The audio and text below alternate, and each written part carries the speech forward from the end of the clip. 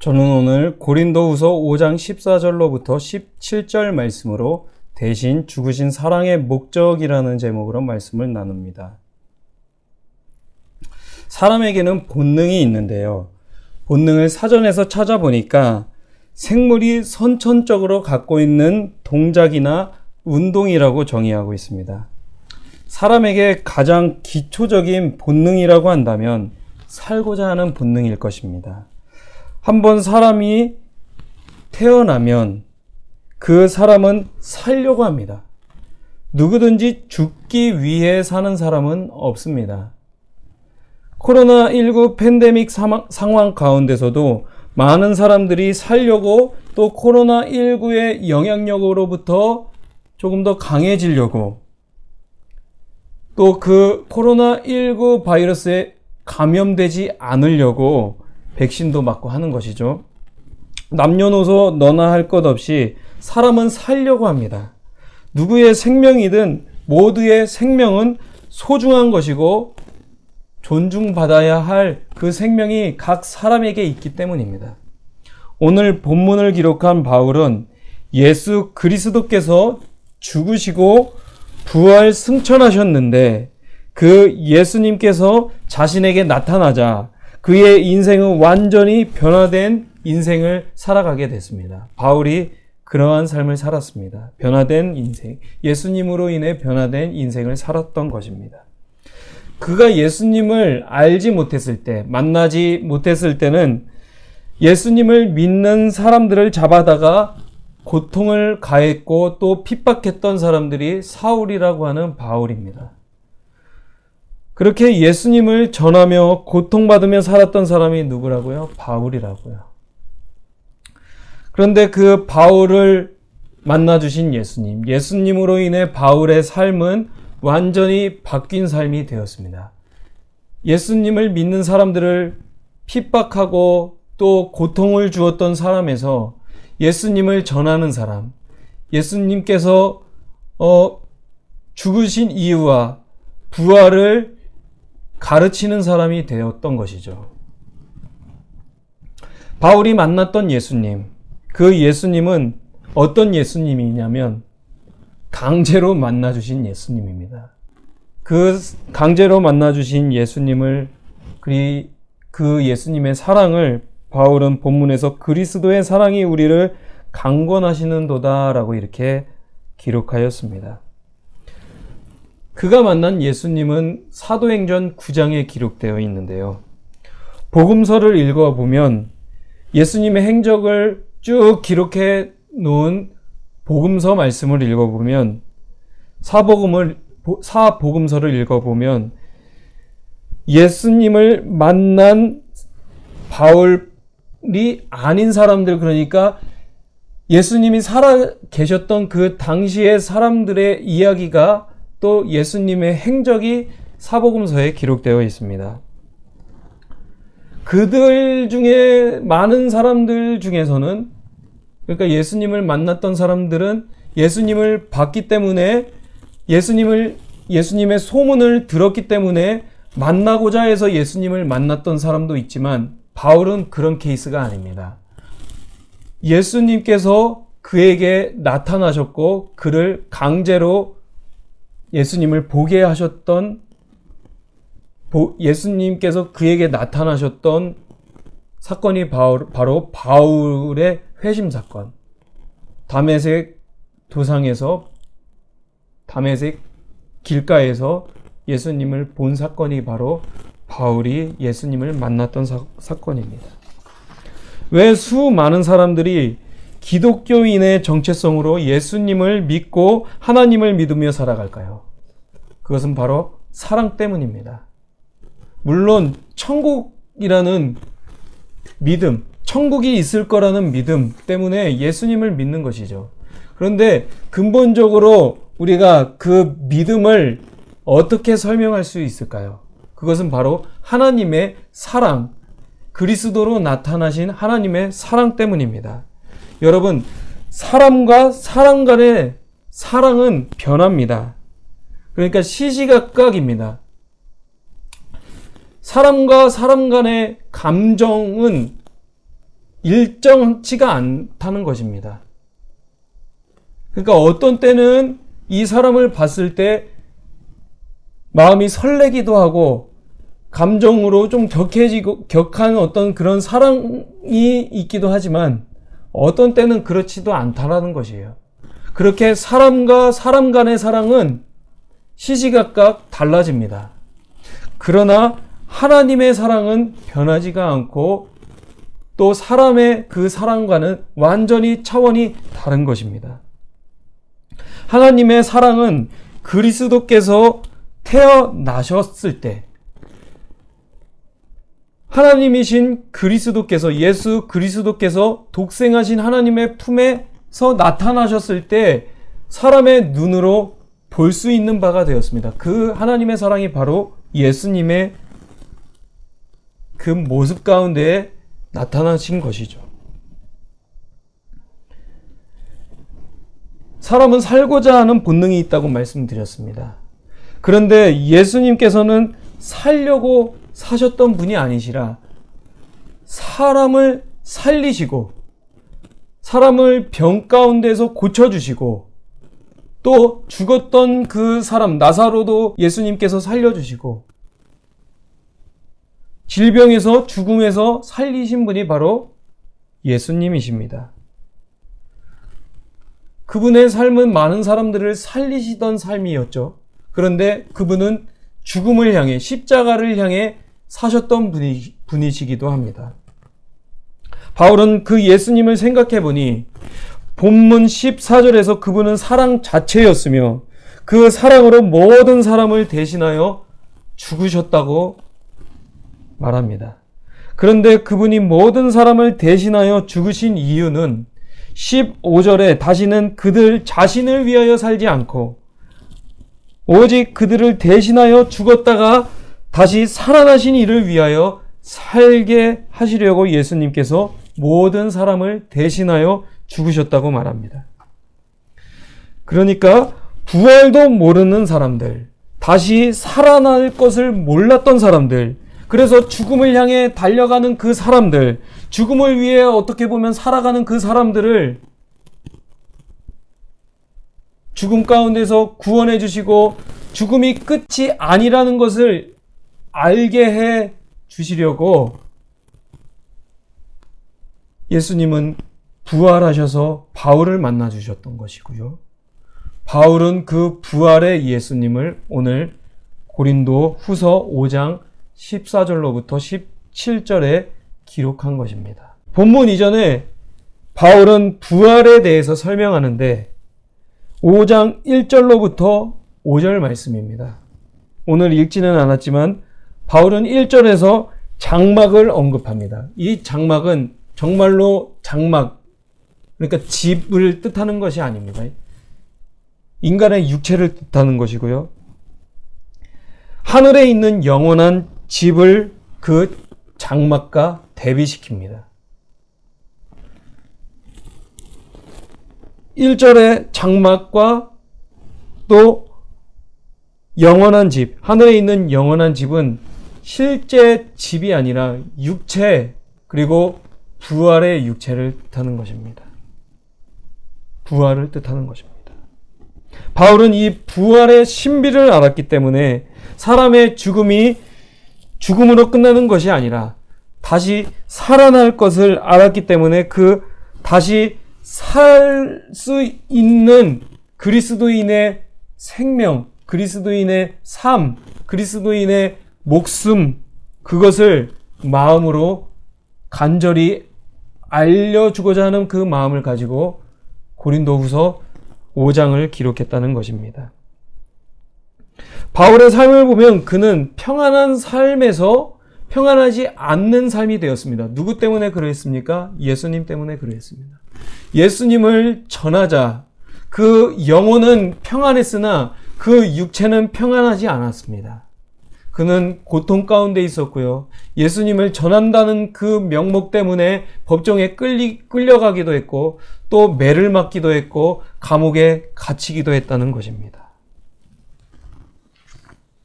그는 예수님을 목격하고 예수님의 생생한 목소리를 들었던 사람입니다. 사울아 사울아 어찌하여 내가 나를 핍박하느냐. 생생한 예수님의 목소리, 육성을 들었던 사람입니다. 그래서 예수님이 살아 계신 분이시구나를 알았던 사람이고요. 예수님을 믿는 사람들을 핍박했던 자신의 그 모습을 용서하시고 사랑한 분이 바로 예수님이시라는 것을 알았던 사람입니다. 그래서 그는 예수님과 함께 살고 싶어 했습니다.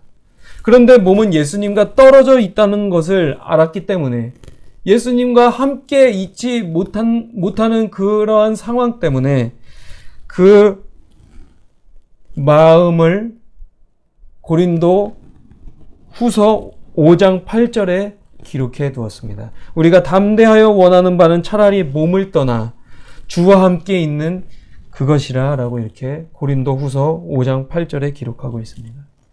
여러분, 천국이 있다는 것을 알고 믿는 사람들은, 그리고 그 천국을 알려주신 분이 예수님이시고 그 예수님의 사랑은 세상 사람들과 비교할 수 없는 사랑을 나타내신 분이 예수님이심을 알면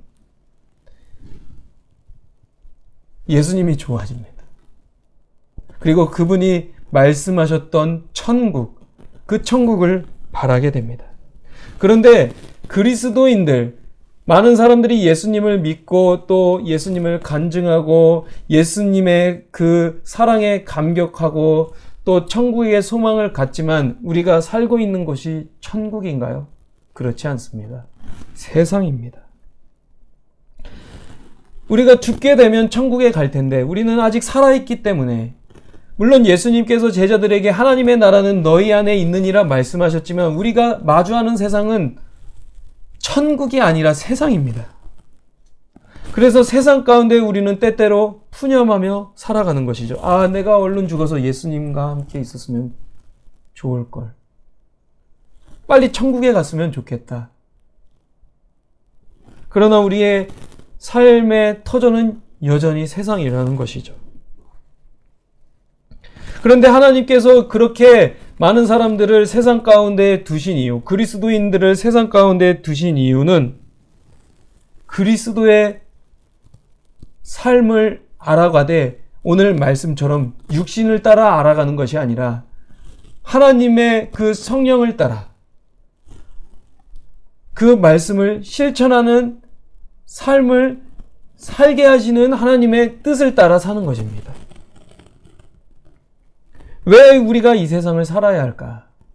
구원받은 사람들은 바로 천국에 가면 좋잖아요. 그런데 왜 하나님께서 이 세상을 살아가게 하실까? 그것은 우리를 대신하여 죽으신 그리스도께서 그리스도를 위하여 살게 하시려고 그렇게 그리스도인들을 세상에 두신 것이고, 또 육신을 따라 알았던 그리스도를 이제부터는 육신을 따라 아는 것이 아니라 성령을 따라, 주님을 따라 아는 삶을 살아가게 하시려고 우리를 이 땅 가운데 두셨다는 것입니다. 그러니까 예수님을 믿는 것은 단순히 육신의 부활 또 천국의 소망뿐만 아니라 그리스도의 삶 자체를 닮아가고 그 말씀을 이루어가는 삶이 바로 그리스도인의 삶이라는 것입니다. 그러나 우리는 여전히 변하지 않는 상황과 세상 가운데 살아가고 있습니다. 코로나19라는 상황 가운데, 코로나19 바이러스가 온 세상에 퍼져 있는 그러한 세상 가운데, 상황 가운데 살아가고 있습니다. 이러한 상황은 변하지 않으나 그리스도인의 삶은 그리스도 안에 있으면 늘 새로운 피조물이기 때문에 이전 것, 그러니까 그리스도를 믿음으로 그리스도 안에서 죽었던 것, 우리의 죄와 허물, 실수, 하나님을 알지 못했던 모습에서 행했던 그 행위들, 그 모든 것들이 그리스도와 함께 죽었기 때문에, 그리스도께서 우리를 대신하여 죽으셨기 때문에 우리는 이전의 모든 것들, 하나님께서 그리스도 안에 죽게 하신 모든 것들의 영향력으로부터 벗어나 새로운 피조물, 예수님을 바라는 피조물로 이 세상을 살아간다는 것입니다. 이것이 바로 그리스도를 믿는 삶의 신비인 것이죠. 세상에 보이는 것들은 변합니다. 그러나 보이지 않는 것들, 하나님께서 창조하시지 않으신 것들의 죄의 그 영향력 것들은 변하지가 않습니다. 미움, 다툼, 시기, 강자가 약자를 억압하고 예수 그리스도를 믿는 사람들을 세상은 유혹하는 것, 그것이 변하지 않는다는 것입니다. 창세기 3장 타락 이후에 사람들을 죽이는 살인, 도적, 간음, 여러 가지 죄들이 그대로예요. 그런 것들은 변하지가 않습니다. 예수님이 오셨을 당시에도 그랬고요. 예수님이 오시고 2000여 년이 지난 지금도 그러한 것들은 변하지 않는다는 것입니다. 여전히 세상 가운데 죄의 영향력이 있고요. 그 죄의 지배를 받은 사람들도 있고요. 그 죄가 그 사람을 이끌어가서 한 사람을 파멸시키는 일들을 우리는 많이 보고 있다는 것입니다. 이렇게 그리스도의 완전한 통치가 이루어지기 전 세상을 가리켜서 바울은 데살로니가 후서 2장 7절과 8절과 같이 기록해 두었습니다. 불법의 비밀이 이미 활동하였으나 지금은 그것을 막는 자가 있어 그 중에서 옮겨질 때까지라 하리라. 그때에 불법한 자가 나타나리니 주 예수께서 그 입의 기운으로 그를 죽이시고 강림하여 나타나심으로 패하시리라 라고 이렇게 말씀합니다. 아직 그리스도께서는 다시 강림하지 않으셨습니다. 이단들은 강림했다고 그 사람들을 추앙하고 또 떠받들지만 그 사람들, 이단들이 추앙하고 그 믿는 사람들은 예수님이 아니시죠. 그런데 그 가운데서 그리스도를 믿는 사람들은, 예수님을 의지하는 사람들은, 그리스도인의 삶은, 그리스도 안에 있는 사람들의 생명은 새로운 피조물로 날마다 빚어지는 것입니다. 우리가 어떻게 예수님 안에서 그리스도의 그 생명을 가지고 새로운 피조물로 살아갈 수 있을까요? 먼저는 세상의 모든 찌꺼기들과 하나님이 바라시지 않는 생각들과 마음들이, 가치관들이 기도와 말씀으로 변화되면 우리는 나의 육체는 비슷한 모습이지만 나의 마음과 생각과 그 모든 것이 새롭게 되어지기 때문에 새로운 피조물로 살아갈 수 있다는 것입니다. 따라서 그리스도 안에 있는 새로운 피조물은 나의 모든 것들이 그리스도와 함께 죽었다는 것을 믿는 사람이고 앞으로 살아가는 목적이 그리스도가 된 삶입니다. 그리스도인의 삶의 이유와 목적이 누구이십니까? 바로 예수님이십니다. 우리가 예수님을 바라며 살아가고 있습니다. 예수님의 재림을 바라며 살아가고 있습니다. 그 사람들이 바로 그리스도인이라는 것입니다. 그래서 그리스도인은 그리스도와 함께 죽은 삶이고 다시 그리스도를 위해 사는 삶입니다. 그럴 때에만 우리는 새로운 피조물로서 이전 것을 바라지 않게 됩니다. 내 과거를 바라지 않습니다. 앞을 바라봅니다. 위를 바라봅니다. 그리스도를 바라봅니다. 그것이 바로 그리스도인의 삶이라는 것이에요. 내가 과거에 이렇게 잘 살았지, 그것을 바라는 삶이 그리스도인이 아니라 앞으로 오실 그리스도를 바라며 하나님께서 이루어 가실 일들을 바라며 사는 사람들이 바로 그리스도인이라는 것입니다. 지금 살아갈 이유와 목적이 없으십니까? 그리스도가 목적이 되게 하십시오. 그리스도께서 삶의 이유와 목적이 되면 세상에서 마주하는 것들에서, 세상에서 가치 있다 여기는 그것들에서 하나님께서 존귀하게 여기시는 그 가치를 바라는 삶이 됩니다. 그 바라는 삶이 되면 하나님께서 인정하시고 하나님께서 기뻐하시는 가치를 따라 살게 되면 그럴 때 내가 하는 이유와 일의 이유와 목적이 더욱더 분명해지고 선명해지고 하나님 안에서 그 모든 것들이 하나님이 바라시는 뜻대로 주장하시는 바가 될 것입니다. 그러면 세상에서도 존귀의 여김을 받을 수 있게 되는 것입니다. 세상에서 지탄받는 사람들을 보십시오.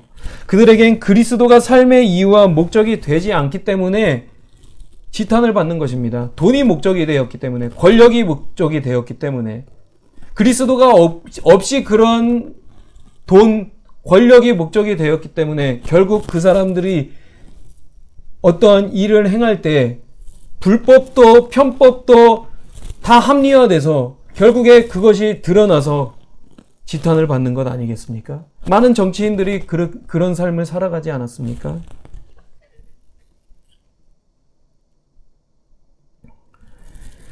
그리스도께서 삶의 이유와 목적이 된다면 그 사람들이 하는 일들은 하나님께서 인정하시는 것이 될 것입니다. 왜냐하면 예수 그리스도의 말씀을 내가 실천하고 싶기 때문에, 예수 그리스도를 믿음으로 행하는 것이기 때문에 하나님께서는 그것들도 귀히 여기신다는 것입니다. 그러면 지탄받을 이유가 없어요. 예수님께서 대신 죽으신 사랑의 목적은 그리스도께서 목적이 되는 삶, 육신을 따라 그리스도를 알아가는 것이 아니라 말씀을 따라 그리스도를 알아가는 삶, 그리스도의 말씀이 내 삶에서 작용하는 삶, 그리스도의 말씀을 조금이라도 실천할 수 있도록 하나님께서 내게 기회를 주셨구나. 이 세상에서 하나님께서 살게 하시는 이유는 예수님의 말씀을 따라 살아가게끔 하시려고 그 시간들을 허락하셨구나 라는 것을 믿는 사람이 바로 그리스도인인 줄 믿습니다. 저와 여러분 모두가 그리스도께서 대신 죽으심으로 그리고 다시 살아나심으로 내 삶의 목적과 이유도 그리스도가 되기를 원합니다. 그 목적을 따라 살아갈 때 우리는 죽어도 다시 살아나게 될 것이고요. 부활하게 될 것이고요. 예수님을 마주하여 지금 예수님과 거하는 바울처럼 저와 여러분의 삶도 예수님과 함께 거하게 되고 예수님을 마주할 날도 있을 줄 믿습니다.